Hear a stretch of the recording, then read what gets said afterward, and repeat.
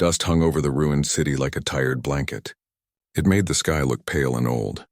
Sergeant Daniel Hayes moved slowly down the cracked street, his boots crunching over glass and the fine gray powder of broken walls.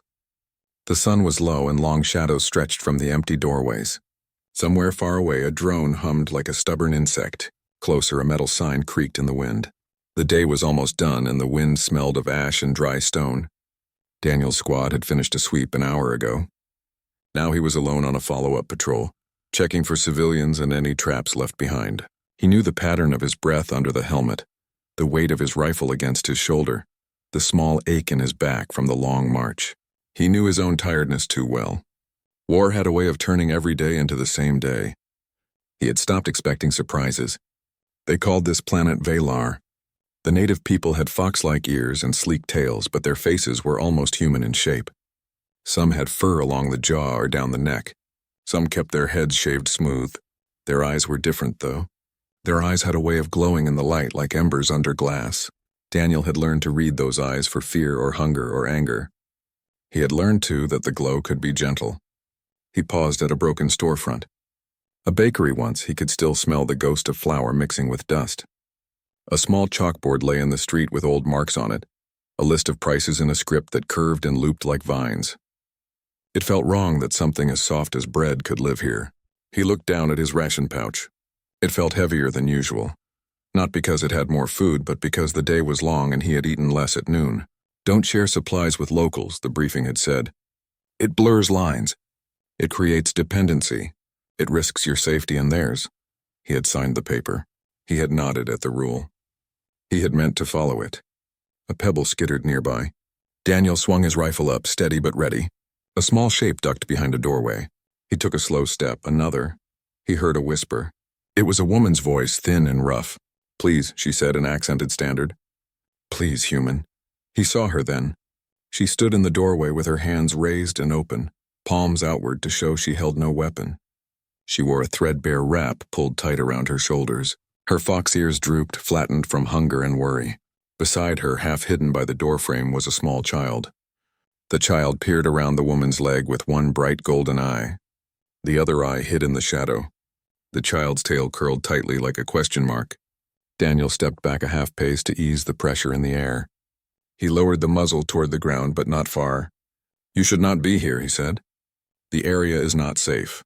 Nowhere is safe, the woman said. Her voice trembled, but she did not beg yet.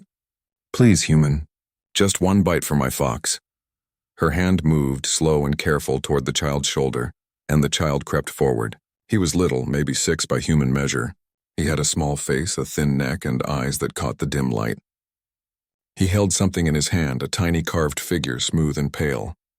He looked at Daniel as if he had been taught to be brave, but hunger pulled at the corners of his mouth. Your fox? Daniel asked, confused at the way she spoke.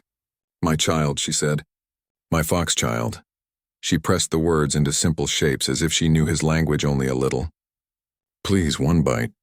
The ration pouch felt heavier still, like it had grown stones. Daniel shifted his weight. He remembered the rule. He also remembered another day, long ago, when his little sister had cried because their father was late returning from a job and dinner was cold. He remembered warming the food again with shaking hands and telling her the wait would be worth it. He had been 17 then. He had learned that night that hunger is not just in the stomach. It sits in the heart and builds a nest. He looked at the woman and the child and saw the nest there too. What is your name? He asked. The woman blinked. I am Sierra, she said. She touched the child's shoulder. He is Niren. Niren, Daniel repeated, nodding. The child lifted the small carving a little higher, like an offering. It was a fox cub, round and sweet, with ears too big for its head. Someone had polished it until it shone. The child's small fingers worried at the smooth edges. Trade, Sierra whispered. Food for this. For anything. Daniel glanced up at the rooftops. The drone hum sounded closer for a moment, then faded again. The street remained empty. The sign creaked. Dust blew gently. It felt almost like a stage where the actors had forgotten their lines and he alone remembered his. I cannot trade, he said. It is not allowed. Sierra's ears went flat again. Niren's mouth trembled, and he tucked the carving back against his chest like a frightened bird. Daniel took a breath. I cannot trade, he said again, and then he added, "But I can share." He crouched, moving slow so no one would startle, and he opened his pouch.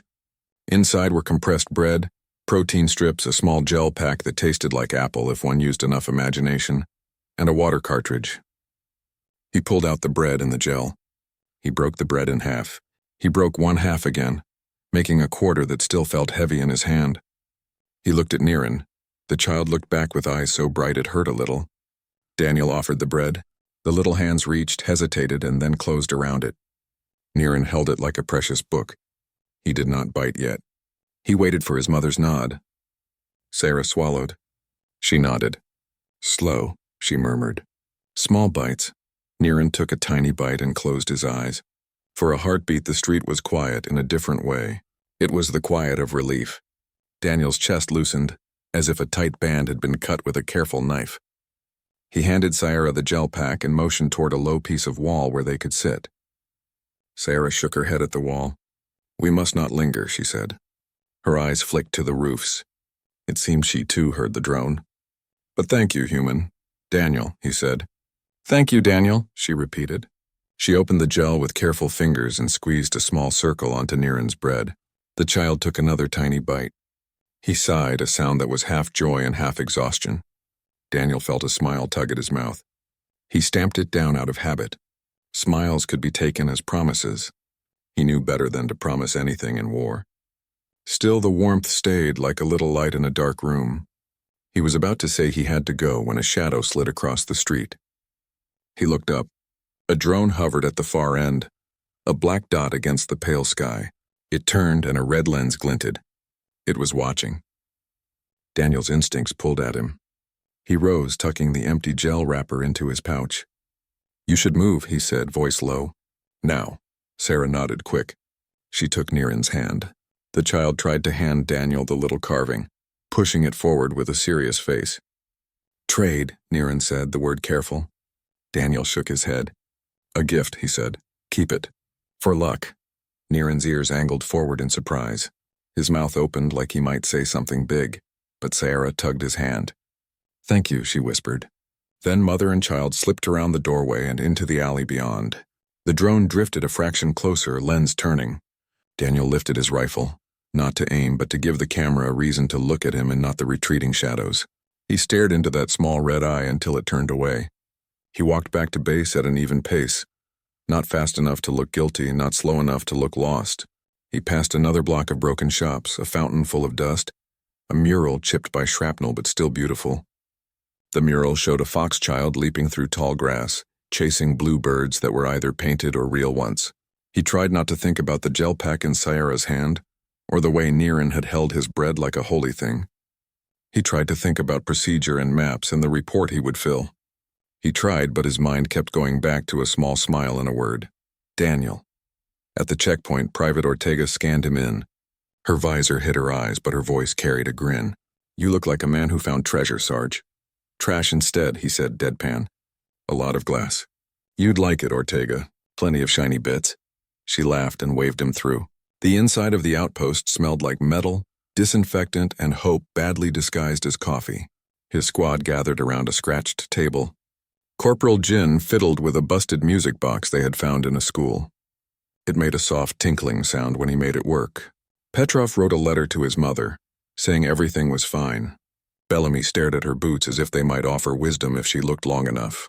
"How's the theater district?" Jin asked without looking up. "Sold out," Daniel said. He kept his voice steady, even as the memory of Niren's thin fingers clung to his thoughts like burrs. "Command's going to be on us about ration security again," Bellamy muttered, not at Daniel, but at the air. "They're on us about everything." Petrov folded the letter carefully. "They're on us because the drone saw someone slip in and out of the north sector this morning. Raiders, probably, or desperate folk who think empty buildings hide food."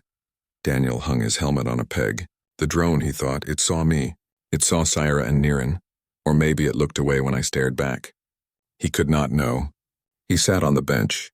He took out his canteen. He did not drink. The briefing came at dusk. Captain Rallis stood at the front with a tablet and a square jaw. He had the kind of voice that sounded fair even when it was harsh. We had civilian movement in the north sector, he said. We also had a soldier break PR. The next morning dawned with a pale, restless light over the ruins of Valar. The city was still yet not silent. A distant drone hummed in the sky. Somewhere in the shattered neighborhood, scavengers moved quietly, searching for scraps. Sergeant Daniel Hayes adjusted his armor, fastened his helmet, and stepped out with his rifle resting against his chest. He walked with measured steps not only as a soldier but as a man carrying the weight of yesterday's choice. He had fed the fox child, Niren. He had disobeyed a rule. And though he told himself it was a small act, something inside him had changed forever. The memory of the boy's bright golden eyes, the way he held bread like it was treasure, returned again and again in Daniel's mind. The city was hungry. Not only for food, but for mercy. Orders and consequences back at camp. Captain Rallis's voice carried in Daniel's head. Compassion without caution is cruelty by accident.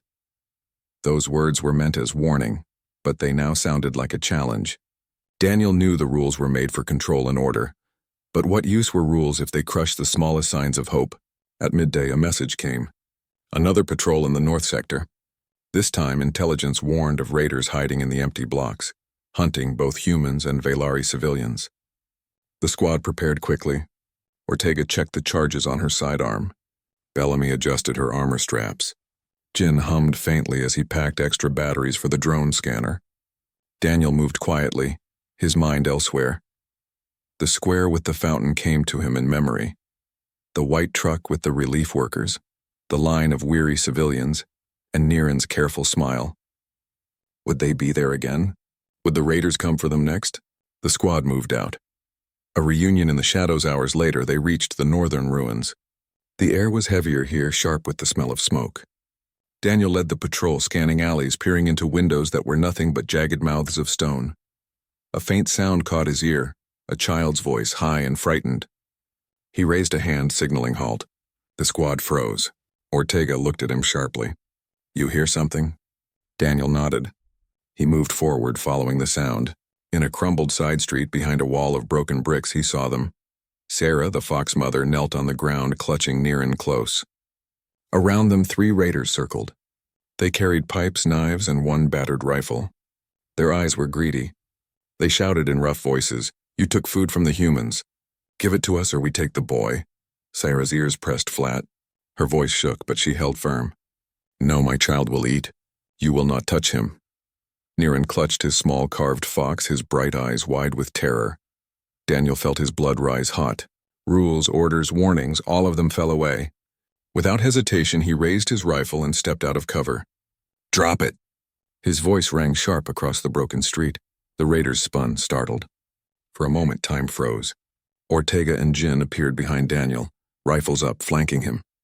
The raiders measured their chances and realized they had none. The man with the rifle spat and backed away. This isn't over, he growled. Then they ran, vanishing into the ruins like shadows. Sarah looked up at Daniel. Relief flooded her eyes. Niren, trembling, whispered his name, Daniel. Trust forged in kindness. Daniel lowered his weapon and crouched down. Are you hurt? He asked. Sarah shook her head. No, but they will return. Daniel glanced at his squad. Ortega looked uneasy, but she said nothing. Jin gave Daniel a small nod as if he understood something beyond orders. Daniel pulled a ration bar from his pouch and broke it into pieces. He handed one to Niren. The boy accepted it with both hands, bowing his head.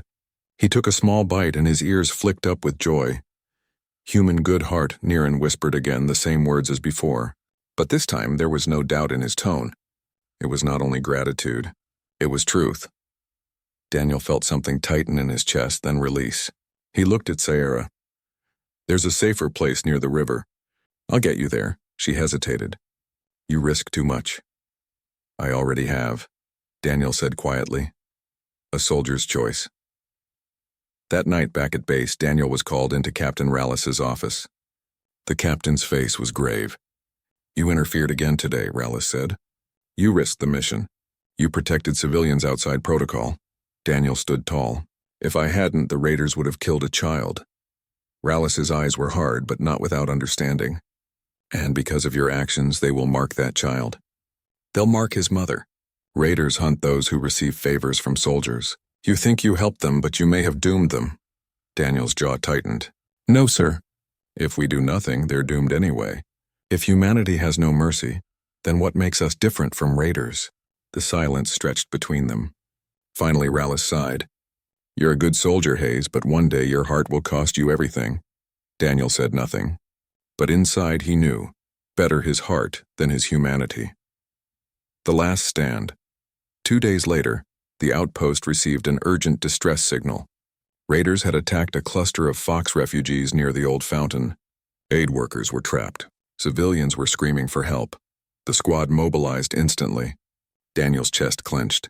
He knew Sarah and Niren would be there. The battle was chaos. Raiders poured into the square, firing stolen weapons. The relief truck burned, flames licking high into the gray sky. Civilians scattered, running for cover. Daniel and his squad pushed forward, rifles cracking, smoke filling their lungs. In the center of the square, Daniel saw them. Sierra crouched behind the fountain, shielding Niren with her body. The boy clutched his carved fox, crying but silent. Raiders closed in. Daniel broke from formation. Cover me, he shouted. Without waiting, he sprinted across the open square. Bullets struck stone near his feet. He dove behind the fountain, shielding Sierra and Niren with his body. Niren's small voice trembled. Daniel. Daniel looked at him and smiled, even as fire roared around them. You'll be safe, he said. He rose, rifle blazing, forcing the raiders back. His squad joined in, driving the attackers away. At last, silence fell. The square was wrecked, but the refugees lived. A heart transformed. After the fight, Daniel crouched by Niren. The boy's face was dirty, his eyes wide, but he was alive. He reached out and wrapped his small arms around Daniel's neck. You are family now, Niren whispered. Daniel froze. No enemy, no order, no rule could reach deeper than those words. His throat tightened. He hugged the boy back, careful, protective. For the first time in years, his heart felt light. Sarah's eyes met his. She nodded once, her expression soft with gratitude. You saved us, she said. Daniel shook his head. No, you saved me. Closing that night, Daniel stood at the outpost window looking over the ruins of Valar. The city was broken, but in its heart lived a child's laughter and a mother's strength. He knew the war would go on. He knew there would be more orders, more warnings, more chances to look away. But he also knew something else. One act of kindness could ripple farther than bullets. One soldier's choice could turn enemies into family. As the stars rose over the broken world, Daniel whispered to himself the words that had changed him. Human good heart. And for the first time, he believed them.